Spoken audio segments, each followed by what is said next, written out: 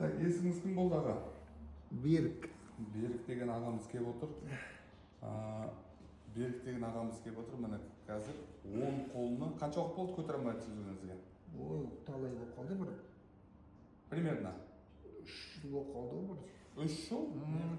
Жоқ, жайлап басталып та. Иә. Қазір осы қатты бұл кісі қолын былай көтерген кезде боль бар. Мынау нерве, қолға әртүрлі. Бұның нервтің беретін жақтары әртүрлі. Былай бере береді. Қараңыз мына. Қараңыздар, тексере мына боль қалай не қылады. Мұны көрді? Мұны ұстатпайды. Жерке. Ұстатпайды. Мұны секіріп жатыр. Адам тигіздірмейді мұны. Ауырып кетті ме? Кешіріңіз аға. Кешіріңіз. Әшейін ұстатпай жатыр. Острый боль. Не ем жүргіздіңіз? Жақын арада ем жүрді ма? Иә, былтыр не берген анау снимкіге түсіп, мерден грижа деді. Грижа, сосын? 5-те грижа деді. 5-ші омыртқа мына жақта. То есть 7. Ем қабылдадыңыз? Иә, бір 10 күндей ба? Қараңыз, 10 күндей консервативный ем қабылданған. Консервативный деген медикаментозный жағы. Капинца береді, не береді. Бұл жерде мәселе. Сіздерге айтайын дегенім, жақсылап тыңдамаңыздар. Бұл кісіде мойын омыртқасы қолға қарай кететін нерв, есесің ба? Ұлсың ба, баласың ба? Иә, баласы.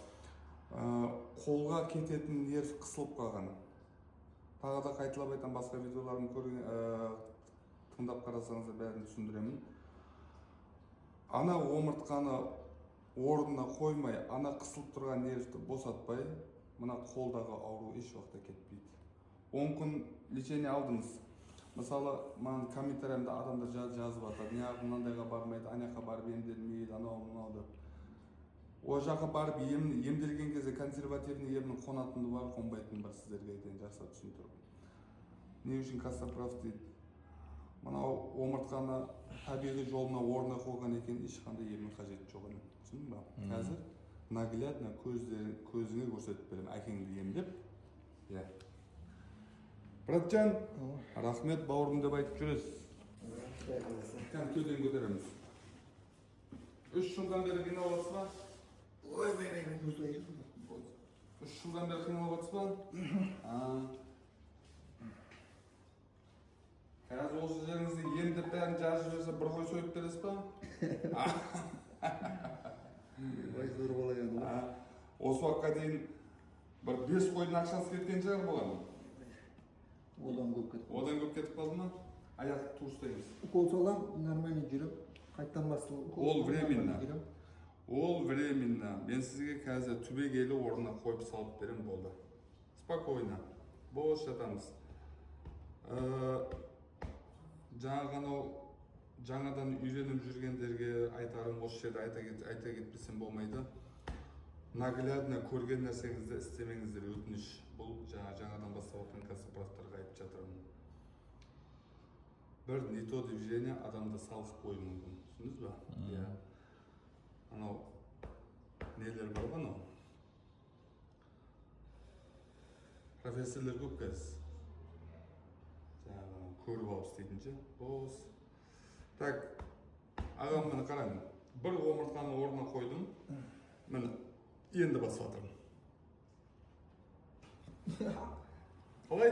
Жоқ қой. О, атаң. Міне көрдің бе?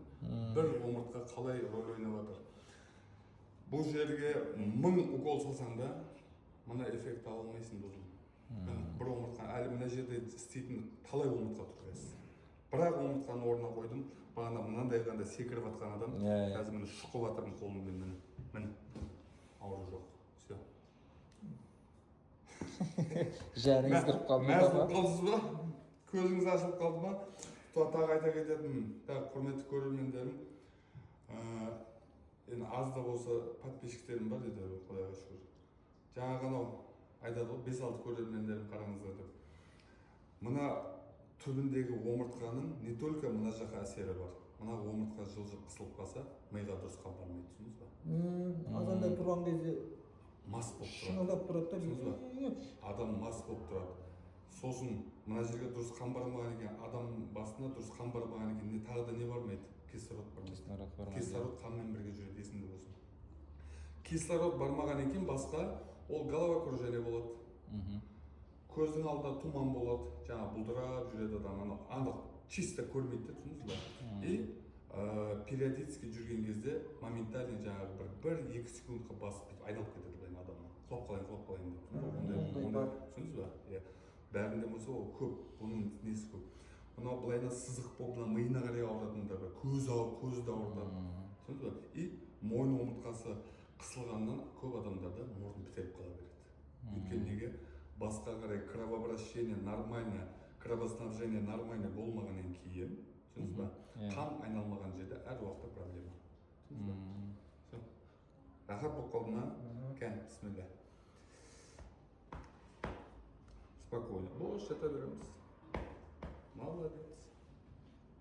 Денем бәрін бос оставимыз. Отлично. Тағы да босаймыз.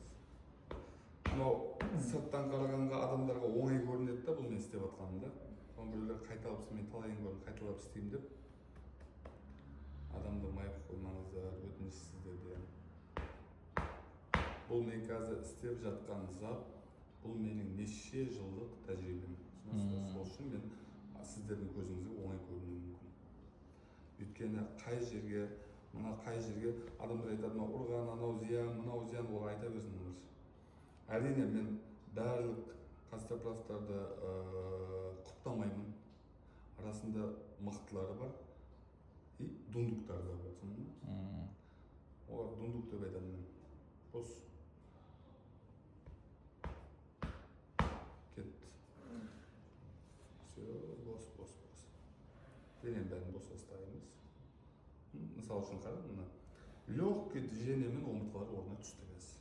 Тағы бір омыртқаны орнына түсіремін қазір. Босаймыз. Айтайын дегенім, бұл кішігірім қысылып қалған нервтер МРТ көрсетпейді. МРТ ол кішкентай нервтің қысылғанını көре алмайды. Грижа деген өтірік тұрғанда ол? Грижа деп маған сөйтіп айтты да аналар. Грижа болған омыртқа, қысылып тұрған омыртқа, екі омыртқа қатты қысылғанда, подкомпрессия болған кезде, анау хрящна арасындағы грижа былай атып шығады. Былай алдынан атып шығып кетеді. Менің жұмысым жерде не? Менің жұмысым ана грижамен ауаға ұшырып жібермеймін әрине. Ана қысылып тұрған омыртқаны орнына қарай қоямын. И ана грижа бос болып қалады. Бос болған грижа ол со временем өзі жай рассасываться етеді. Түсіндіңіз ба? Өйткені үстінен басып тұрған нәрсе болмаған екен, арқаға қарай рассасываться етеді. Менде сондай пациенттерім бар, мойында екі грижасымен жаңағы Ақтау қаласын емдеген кезінде емдегеннен кейін мен енді бармаймын қайтып енді жаңағы 5 айдан кейін өзі баратын болса бірақ қала өзі туған туысқандар болғаннан кейін.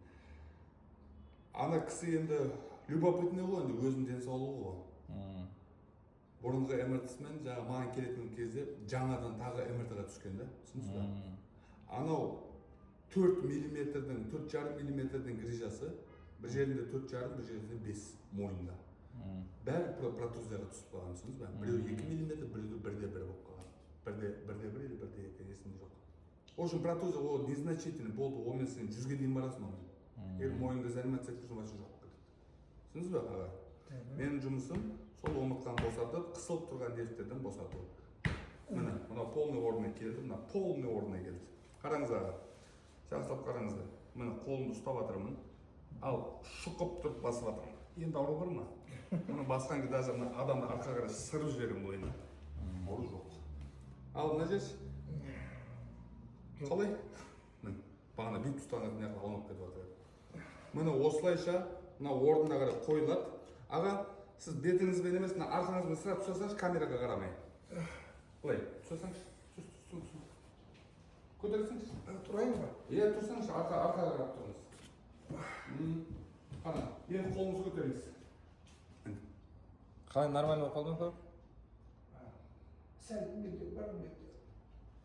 Ағам қолды көтерсеңіз, қолды. Бағана қалай көтеріп жатырдыңыз? Қол нормально көтеріп жатыр. Жақсы ол. Бағана қалай көтерді? Мынандай бүйтіп соны видеоға алмап қызды көтермей айтқан. Түсіндіңіз ба? Бұл қазір сіздің қолыңыздың көтеруіне қатысты істедім, түсіндіңіз ба? Ал сіздің мына айтып жатқан нәрсеңіз мына жағынан тартылып жатқан, бұл төмен жағында, түсіндіңіз ба? Оны бөлегені дейміз сіз қазір жаңағы қолыңызды көтере алмай жатқан нәрсені істедім. Бұны қол қалай көтерді. Все, ем болсын аға. Так, бұл видеоны туған туысқандарыңызға, жақындарыңызға, өзіңізге жақын болған адамдарға бір анау сердца не любль дей ма? Бір любльді басып жіберіп қоясыздар, мақұл ма? Сау болыңыздар.